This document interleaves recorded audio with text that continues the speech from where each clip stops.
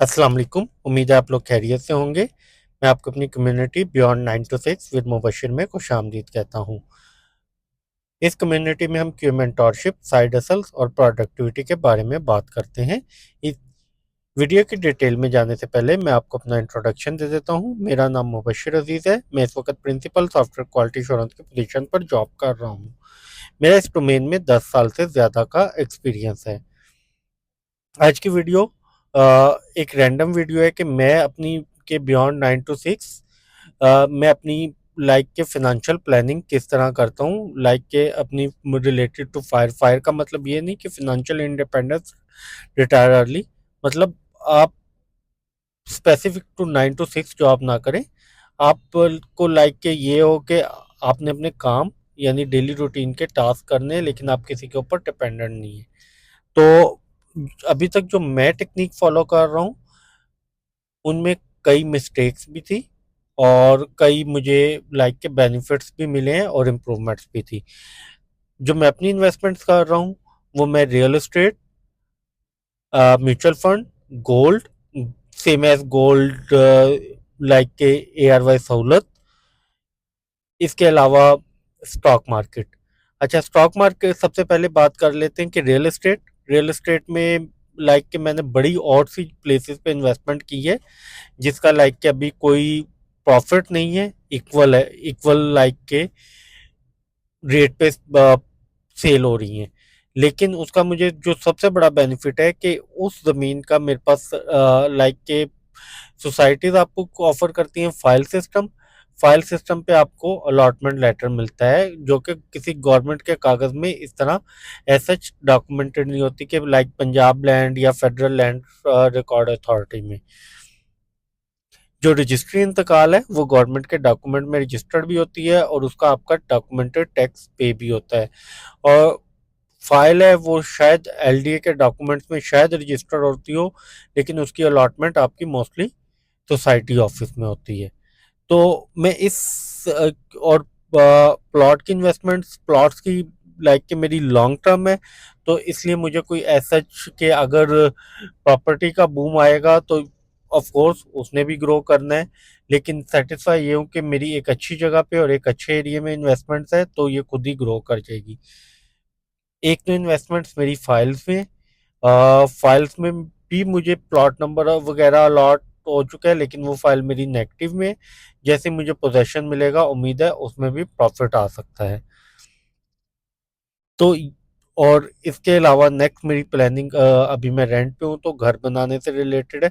अगर मैं घर बना लूँगा तो इससे भी मेरी अमाउंट काफ़ी हद तक लेस हो सकती है और जो रेंट से सेव होगा उस अमाउंट को मैं इन्वेस्ट कर सकता हूँ। इसके अलावा सेकंड जो मेरा है कि लाइक म्यूचुअल फंड में भी मेरे पास डिफरेंट टाइप्स के हैं कि म्यूचुअल फंड में मैं अपनी नहीं अपने पार्टनर की भी प्लानिंग साथ साथ यानी कंटिन्यू कर रहा होता हूँ, जिस तरह रियल एस्टेट में मैं और मेरा लाइक के पार्टनर, क्योंकि ऑफ कोर्स आप दोनों को ही प्लानिंग अकॉर्डिंग टू प्लान चलना चाहिए। तो म्यूचुअल फंड्स में भी लाइक के गवर्नमेंट का इंटरेस्ट रेट इस वक्त कम है और कुछ लो होते हैं, कुछ इक्विटी बेस होते हैं और कोई गवर्नमेंट सिक्योरिटीज के लाइक के गवर्नमेंट को लोन देते हैं। तो गवर्नमेंट से जो भी आपको यानी रिटर्न आ रहा है उसके ऊपर एक अमाउंट अप्लाई होती है और मोस्टली मेरा जो म्यूचुअल फंड है वो अलग ABL में। और इसी तरह मैं लेकिन उधर मैंने ज़्यादा अमाउंट इस्लामिक स्टॉक्स में और इसला की ऐसी 100 इक्विटीज़ में ही रखी हुई है। तो उसका रिटर्न अच्छा है। बुलिश पीरियड अगर आपने लॉन्ग टर्म जाना है तो आप इक्विटीज़ में जाएं। अगर आपको फॉर एग्जांपल किसी अमाउंट की ज़रूरत 5 to 6 मंथ है या 7 मंथ है तो प्रेफर करना चाहिए कि आप कैश फंड या गवर्नमेंट सिक्योरिटीज फंड में जाएं। तो और ये मुझे ए स्टार्ट किए हुए 1 से 1.5 साल हुआ है और मुझे फील हुआ है कि इसे मुझे फॉर फ्रेश ग्रेजुएट्स या जो भी स्टूडेंट्स हैं उन्हें आज से ही अपनी सेविंग लाइक इक्विटीज में या कैश फंड में रखनी चाहिए। जितनी एज लेस होगी उतनी आप में लाइक रिस्क लेने की कैपेसिटी ज़्यादा होगी। इसके अलावा गोल्ड है। गोल्ड में भी मैं मोस्टली इन्वेस्ट करता हूँ, लेकिन वो फिजिकल गोल्ड कम है, लाइक के मैं ऑनलाइन किसी भी गोल्ड फंड में, लाइक के मेज़ान के गोल्ड फंड में या थ्रू एयरवाई सहूलत, तो उसके थ्रू इन्वेस्टमेंट करता हूँ जो उस मंथ में रेट होगा। एयरवे सहूलत में क्या होता है कि फॉर एग्जांपल आज रेट है गोल्ड का 3,50,000, तो वो 3,50,000 के अकॉर्डिंग आपकी जितनी भी, फॉर एग्जांपल आपने 10,000 इन्वेस्ट किया तो जितनी भी आपकी क्वांटिटी बनेगी वो आपकी एप्लीकेशन में जाके ऐड हो जाएगी। नेक्स्ट मंथ आप एसआईपी करेंगे तो नेक्स्ट मंथ की पिछले मंथ के वेट पे कोई फर्क नहीं होगा कि अगर आज अमाउंट इंक्रीज होगी है तो पिछले मंथ का वेट कम हो जाएगा। आपका नेक्स्ट मंथ की जो क्वांटिटी बनी होगी पिछले मंथ की क्वांटिटी में ऐड होता जाएगा। और आप इनकी डिफरेंट टाइप्स होती है कि आप मिनिमम अगर कुछ गोल्ड की, लाइक के सोना कमेटी होती है, कुछ होती है कि लकी ड्रॉ में आप 1 साल से पहले विड्रॉ नहीं कर सकते, सोना कमेटी में आई थिंक 4 मंथ में विड्रॉ कर सकते हैं। तीसरी ये चौथी चीज़ है कि मैं जो ज़्यादा इन्वेस्टमेंट करता हूँ स्टॉक मार्केट में। स्टॉक मार्केट में मैं सजेस्ट करूंगा कि आप ईटीएफ में करें, क्योंकि अगर आपके पास टाइम नहीं है देखने को तो आप ईटीएफ को प्रेफर करें, आप लाइक इंडिविजुअल स्टॉक्स को नहीं। ईटीएफ में प्रॉफिट कम होता है लेकिन आपकी टेंशन दूर होती है कि लाइक क्या आपको डेली डेली देखना नहीं पड़ता, क्योंकि इंडिविजुअल स्टॉक्स में आपके पोर्टफोलियो को हर 3 माह बाद रिव्यू करना पड़ता है और उसकी बेस पे आपको शफलिंग करनी पड़ती है, तो ये एक डिफिकल्ट टास्क है। तो प्रेफर करना चाहिए कि आप ईटीएफ परचेज करें। और मैं अपनी प्लानिंग मोस्टली मंथ के स्टार्ट पे जब मेरी सैलरी आती है तो विद इन 3 आवर्स स्पेंड करता हूँ और पूरे मंथ की अपने फिनेंशियल्स की प्लानिंग कर लेता हूँ कि मुझे किस तरह सेव करना है।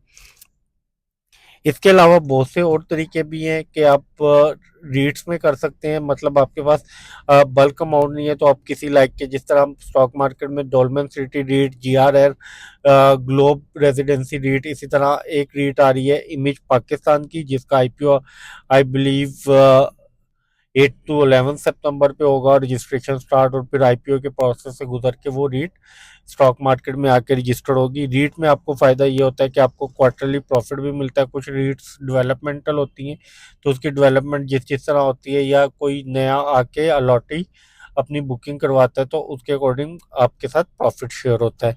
इसके अलावा क्रिप्टो करेंसी में सजेस्ट नहीं करता, अगर किसी ने रखनी है तो बीटीसी में 2 से 3% रखे, इससे ज़्यादा अमाउंट ना रखे। तो मैं मोस्टली अपनी प्लानिंग इसी तरह करता हूँ। अब ये एग्जैक्ट नहीं है कि मैं इन चीज़ों में इन्वेस्ट करता हूँ, लेकिन वो परसेंटेज ऑफ पोर्टफोलियो वो आपने अपनी अकॉर्डिंग टू एज देखना है। अगर आप लेस एज है, आपने कैरियर अभी स्टार्ट किया तो आप में कैपेसिटी ज़्यादा होगी रिस्क लेने की, तो आप अपना 80% पोर्टफोलियो इक्विटी में, 20% लो रिस्क में रखें। अगर आपकी एज 30 है तो आप उसके अकॉर्डिंग 50-50% डिवाइड कर लें, लेकिन रिस्क लेने की कैपेसिटी को आप कंसीडर करते रहिएगा कि मतलब आपने अकॉर्डिंग टू एज अपना रिस्क लेवल डिफाइन करना है और उसके अकॉर्डिंग आपने अपनी फाइनेंशियल प्लानिंग कर लेनी है। इसके अलावा और मल्टीपल है कि आप किसी लाइक रेंटल अपार्टमेंट्स, लेकिन उसमें भी आपको हाई अमाउंट रिक्वायर होगी तो इसके लिए आप real estate interest like REITs ही बेहतर है कि आप रीट्स में इन्वेस्ट करें। और इसके अलावा नेशनल सेविंग्स हैं, नेशनल सेविंग्स में भी आप कर सकते हैं, लेकिन नेशनल सेविंग्स का भी प्रॉफिट कम है। और दूसरा इस्लामिक नेशनल सेविंग्स में लाइक के बहुत कम अपॉर्चुनिटीज़ अवेलेबल हैं।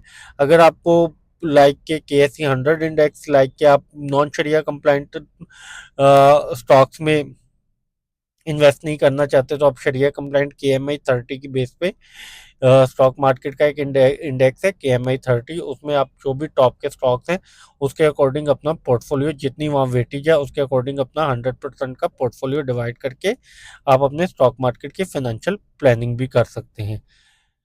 इन दी एंड कोशिश करें एटलीस्ट सैलरी में से 5 to 10% सेव करें और लॉन्ग टर्म कंपाउंडिंग करें, और कंपाउंडिंग का फिर आपको डिफरेंस वक्त के साथ साथ नज़र आएगा।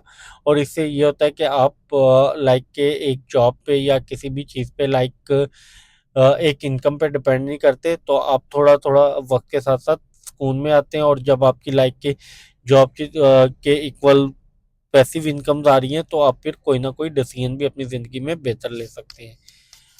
इसके अलावा अगर आपको कोई डिटेल स्टॉक से रिलेटेड, ETF से रिलेटेड रिक्वायर होगी तो आप मुझे कमेंट कीजिएगा, अ, और मेरी वीडियो को आप लाइक कीजिएगा, शेयर कीजिएगा। एंड में अगर आपको लाइक के किसी भी किस्म का कंसर्न है तो आप मेरी चैनल के अबाउट सेक्शन में जाके ईमेल पे भी कांटेक्ट कर सकते हैं।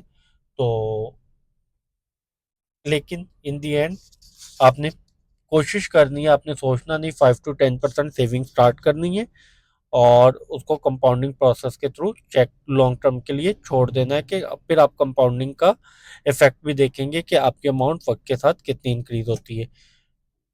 एंड पे बहुत बहुत शुक्रिया। अल्लाह हाफिज़।